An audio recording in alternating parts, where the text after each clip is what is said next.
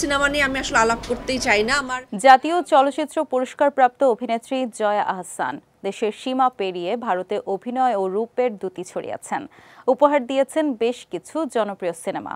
এরই মধ্যে ওপার বাংলার দর্শকদের ভালোবাসা যেমন পেয়েছেন, তেমনি কাজের স্বীকৃতিস্বরূপ প্রাপ্তির ঝুলিতে জমা পড়েছে পুরস্কারও। ব্যক্তিগত জীবনে মডেল অভিনেতা ফয়সাল আহসানের সঙ্গে ঘর বেঁধেছিলেন জয়া আহসান, কিন্তু 2012 সালে ভেঙে যায় তাদের 14 বছরের সেই সংসার। তারপর থেকে সিঙ্গেল জীবনযাপন করছেন জয়া। বর্তমানে কলকাতায় অবস্থান করছেন তিনি। সেখানে ভারতীয় একটি গণমাধ্যমে সাক্ষাৎকার দিয়েছেন নায়িকা। এ আলাপচারিতায় কাজ ও ব্যক্তিগত নানা বিষয় উঠে এসেছে। ব্যক্তি সম্পর্কের জটিলতা প্রসঙ্গে জয়া আক্ষেপ করে বলেন, এখন তো কেউ রিলেশনশিপেই যায় না, সিচুয়েশনশিপ আর কি কি যেন আছে, এসব ভাবনায় সবকিছুই আছে, শুধু রিলেশনশিপটাই নেই। তাহলে বিয়ে নামক প্রতিষ্ঠানটাই কি পুরনো হয়ে গেল? জবাবে জয়া আহসান বলেন, ওগুলো তো ওল্ড স্কুল। যাই হোক, এই জিনিসগুলো ঘুরে ফিরে আসবেই। তবে পৃথিবীতে যত রকম মানুষ তত রকম সম্পর্ক।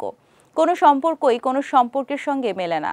আমার প্রত্যেকটি ফেলে আসা সম্পর্ক খুব গুরুত্বপূর্ণ, কারণ সেই সম্পর্কগুলো নিয়েই আজকের আমি। সব ঝেড়ে ফেলে দেয়া যায় না। ভুলটুকু তো আমার, সেটা মেনে সামনের দিকে চলা। দীর্ঘ 10 বছর পর বাংলা সিনেমা নির্মাণ করছেন পরিচালক অনিরুদ্ধ রায়চৌধুরী। ডিয়ার মা শিরোনামের এই সিনেমায় অভিনয় করছেন জয়া আহসান।